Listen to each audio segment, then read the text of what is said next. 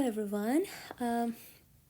Okay, let's continue where we left off. Last session, I promised that I will go over the solution of this practice question. Your grandfather quit smoking cigarettes in 1995. When you ask him why he quit, you get a surprising answer. Instead of reciting the health benefits of quitting smoking, he says, I quit because it was just getting too expensive. I started smoking in 1965 in Vietnam, and cigarettes were only 45 cents a pack. The last pack I bought was $2, and I just couldn't justify spending more than 4 times as much on cigarettes as I used to. So let's look at each of the questions one by one. In 1965, the CPI was 31.5, and in 1995 the CPI was 152.4. While it is commendable that your grandfather quit smoking, what is wrong with his explanation? What do you think? So this was the first question that we tackled together. Grandpa is only looking at the cost of cigarettes, uncorrected for inflation. It is likely that the real cost has not risen as much as first appears, or maybe even gone down. So we need to adjust for the inflation and then compare for the cigarette price in 2 times. So let's do that. What is the equivalent cost of 1965 pack of cigarettes measured in 1995 prices? So what we are going to do is the price of cigarette multiplied by ratio of the CPI.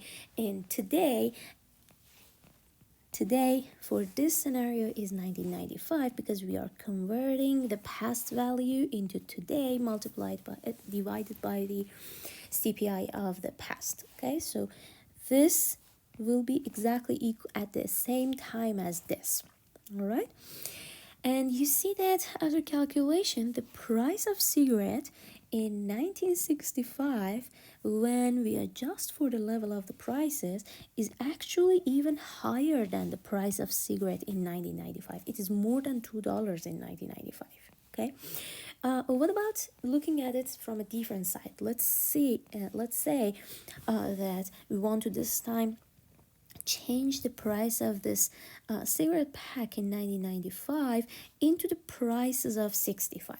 This time we're going to multiply $2 with the ratio of reverse of the CPIs. So this time CPI today is actually 65. We are changing this value into 65 divided by exact same time CPI of this one. Okay, and calculating this, 2 times 31 divided by 152 is going to give us 41 cents. Again, the same results. These are consistent with each other. It shows that the price, the cigarettes has been cheaper and has become cheaper. They are actually cheaper in 1995 when we are adjusting for the prices. Do both methods give you the same conclusion? Yes. Each method suggests that after correcting for inflation, cigarettes were actually more expensive in 1965. Isn't it interesting? So all right, let's look at the new topic. But if you have any questions about this question, this practice, we can talk more on Wednesday. Okay, so let's look at the new topic of business cycle and unemployment. So we earlier talked about the growth in the economy. All right. So we have seen this graph earlier. This is the real growth, the gross domestic product, that shows a long-term growth in the economy of the US from 1940s through 2024. And you see that this is not a straight line, it is just fluctuating, going up and down across the time. But looking at the overall long-term changes, in the long term it is growing. The value is increasing, the GDP is increasing from roughly $3,000 or $2,000 billion to $24,000 billion. So we say that the US economy is experiencing a long-term growth. But in the short term, we see that there are some periods like these gray areas that we experience a drop in the GDP. Those are called as recession. And the white areas, all of these white areas, okay, between these gray areas are the expansion periods where the GDP is actually growing. So in the long run, the United States is experiencing an economic growth, and in the short run, there are some fluctuations in the economy. Those fluctuations are called as business cycles. Okay, there are some cycles or fluctuations, reoccurring increases and decreases in the level of economic activity over the time. If the period is related to the declining real GDP or lower income or higher unemployment, we call it as the recession. If a generalized increase in output or income or the business activity is experienced, if we see an increase in each of these, that is the expansion period. So these gray areas are the recession periods, all of these gray areas that you see here, and all other white areas, the remaining time periods between those gray areas, are the expansion periods. So if I want to just show it in a simple graph, we have this real output or real GDP, and we can show it over the time. And looking at that over the time, there is a general increasing trend. We call it growth in the economy. Okay, but in reality, that is actually like this, going up and down. These ups and downs are the periods of recession and expansion. When we go from peak to trough, that is a recession, and when we are going from trough to the peak, that's an expansion. These expansion and recessions are called as the business cycles. Okay, so this is a business cycle, this is a business cycle, this is a business cycle. Okay, so we see these business cycles going ups and downs in the real GDP over the time. Business cycle is not predictable. We do not know when this will go down or when it will go up. That is not predictable. We cannot foresee it. But we know that there are some causes for that. We know the reasons for that. First, the demand shocks. Second, the supply shocks. Demand shocks are the unexpected changes in the demand for goods and services. Something happens, suddenly the demand for some goods increases. Or the supply shocks, unexpected changes in the supply for goods and services.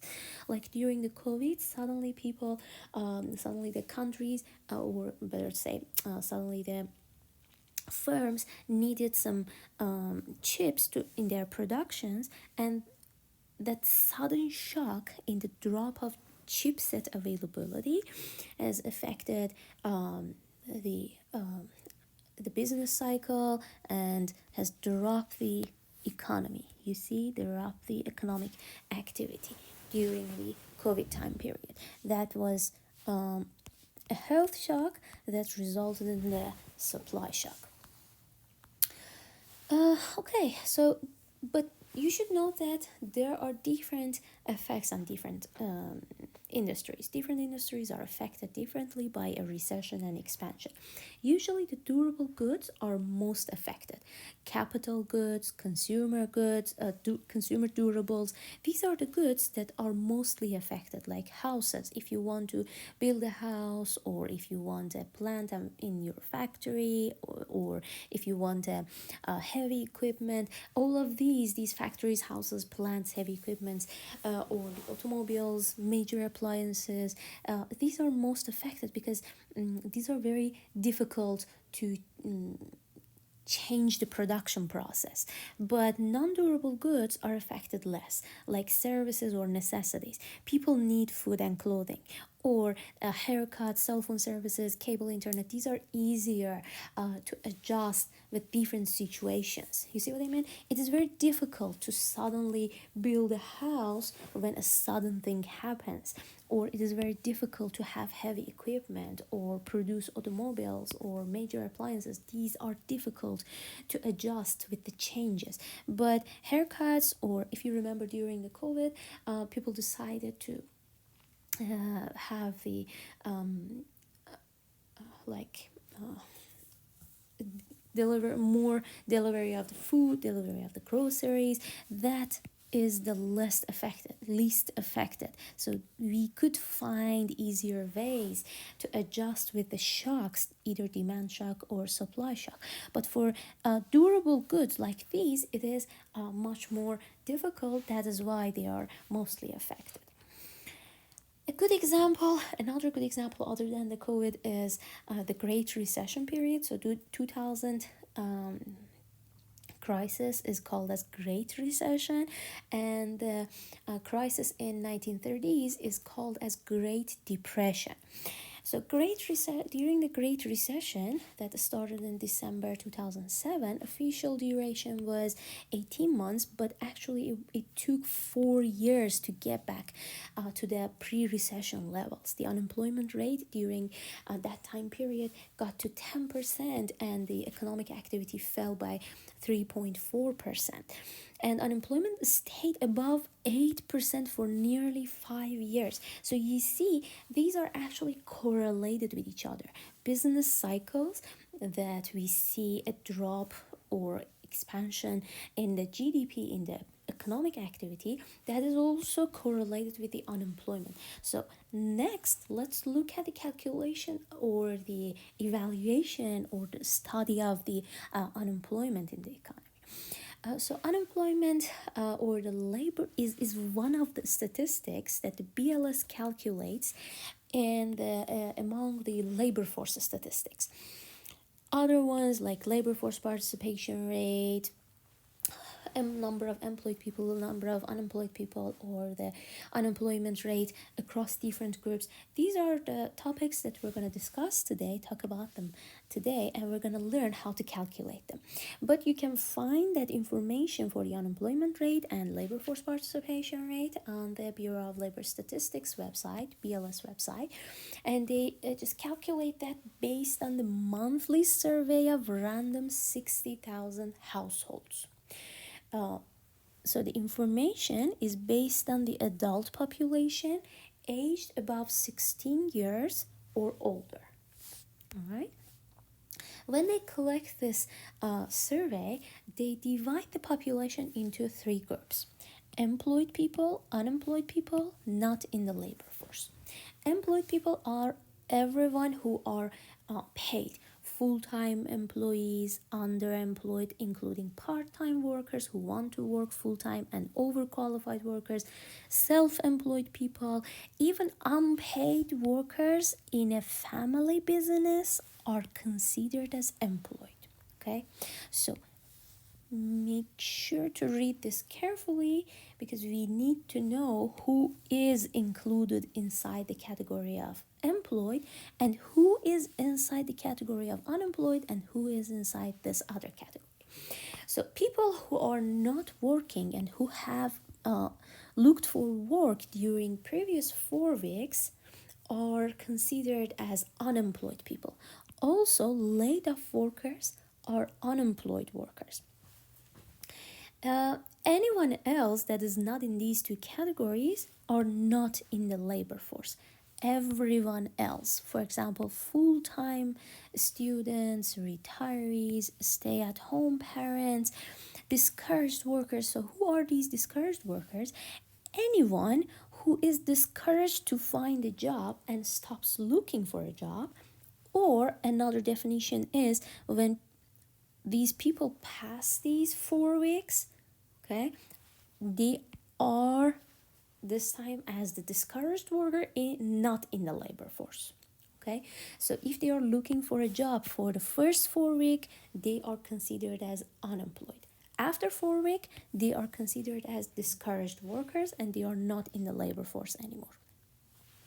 But remember that BLS does not include these categories: people who are too old, people who are less than 16 years old, or the people who are disabled. So these are excluded from the total population. All right. The labor force is the total number of workers. So we only look at these two categories: employed and unemployed. This is the labor force who are ready to work and either working or not working. They are considered as the labor force. Let's look at each of them more rigorously. So the percentage of the labor force that is unemployed is called as the unemployment rate. The number of the unemployed people out of labor force. How many people in the labor force are unemployed multiplied by 100 shows the unemployment rate. Okay, labor force participation was adding up employed plus unemployed. Labor force participation rate is labor force divided by the total adult population, the number of the people that they have collected in these categorization. Okay, let's look at some example. For example, if I want to calculate the labor force, unemployment rate, adult population, labor force participation rate, and I have this information, all right, let's pause the video for a few minutes, think about it, and then I will show you the solution. Okay. All right, I assume that you paused the recording and you thought about it and you solved the calculation. You calculated these statistics. Now let me show you the solution. So we have the number of employed, number of unemployed, and number of the people not in the labor force. So the first one, I want to know what the labor force is. The labor force is adding up number of employed and unemployed. That will give me the labor force. If I want to calculate the unemployment rate, I will divide the number of the unemployed by the labor force. That will give me the unemployment rate. So it will be 7.2 million divided by this number that I have calculated here. Okay, the total number of employed and unemployed people. What is the adult population? We are going to add up all of these people. So we're going to add up these adult population, labor force, not in the labor force, and that will give me the adult population. So all these three categories together is going to give me the adult population. All right.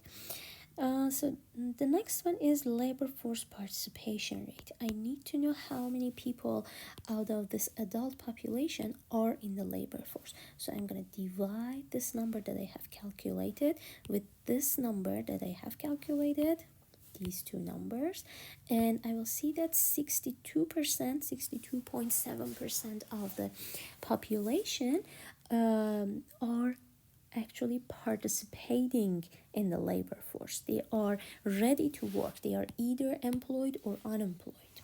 Okay, and the rest of it are in the not in the labor force. They are either old people or young people or disabled people or discouraged people, and whoever that is in the not in the labor force. Okay. Right, so pause the recording. This is again an extra credit question. Think about it. You can either scan this. If you are watching this recording on your phone, you can just use this link down here to answer to this question. All right, I assume that you paused the video and you are you answered to the question. Let's see the correct answer. So Sam loses his job and immediately begins looking for another. Other things the same. The unemployment rate, the answer is C. The unemployment rate will increase because now he is considered as unemployed, and the labor force participation should not be affected. Let me go back to the formula. So the number of unemployed will increase only by one person. Okay, so this will be +1, and we will see that this increases, so unemployment rate will increase. But this person used to be in the unemployed group, now in the employed group, now he is in the unemployed group. So labor force is not changing. All right.